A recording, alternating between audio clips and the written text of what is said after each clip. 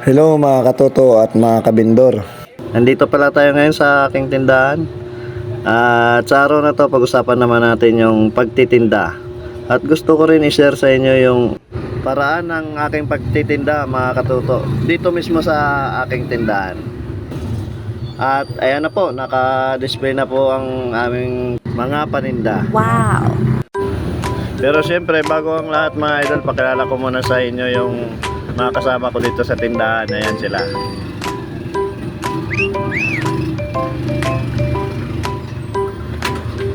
Mga pugi at magaganda. Sa video na to mga katoto, yan para yung talbos pinapakita ko sa inyo. Yan po ay aking lilinisan.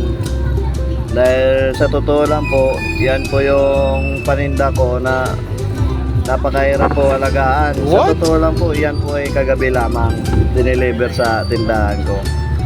So sa panahon ngayon, sa sobrang init, mabilis po masira. Kailangan talagang linisan. Kasi yung ibang customer, hindi po bibili kapag may nakikita silang may lantang dahon na nakahalo. So sasabihin luma na yung paninda. So mga idol, napakahirap pag nasiraan ka ng gulay kasi sa totoo lang hindi naman kalakihan yung tubo, tapos masisiraan ka pa ng gulay. Pero minsan talaga hindi maiwasan, masisiraan ka talaga ng gulay kasi sa totoo lang mga katoto, may araw talagang matumal at may araw din na mabinta. Pero hindi porket mabinta mga katoto eh wala nang nasisirang gulay.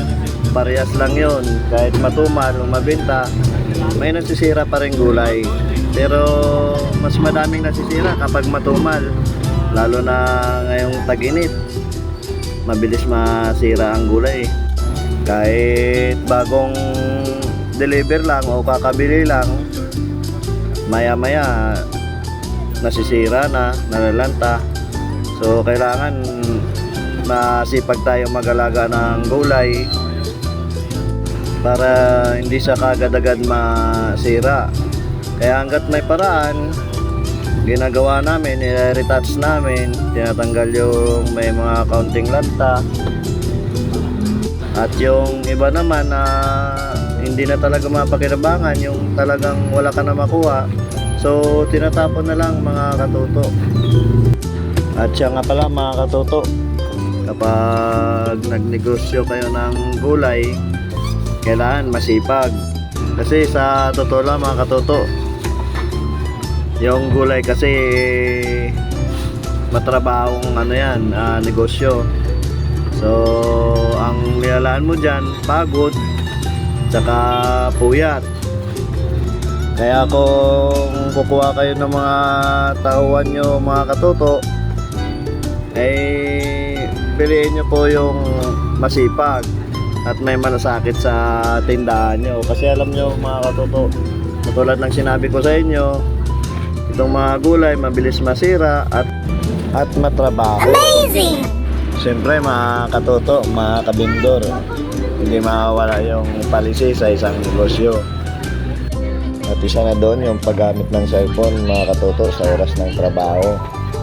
Dito kasi sa tindahan ko mga katoto eh pinagbawal ko yung paggamit ng cellphone sa oras ng trabaho. So hindi naman ibig sabihin na bawal nang umawa, kundi normal naman po yun pag in case na mayroong emergency. Siyempre kailangan din nila yun. Bis kasi sa observation ko bilang isang dating empleyado, so hindi maganda yung ganong gawain. At siya nga pala mga katoto, pagdating ng tanghali, niligpit na namin yung mga gulay at naglalagay kami ng trapal kasi yung init naka-expose na doon sa loob ng tindahan namin. So ganun ginagawa namin para hindi kaagad-agad masira yung gulay. Hanggang dito na lang mga katoto, mga kabindor, mga idol. Hanggang sa muli. Maraming salamat.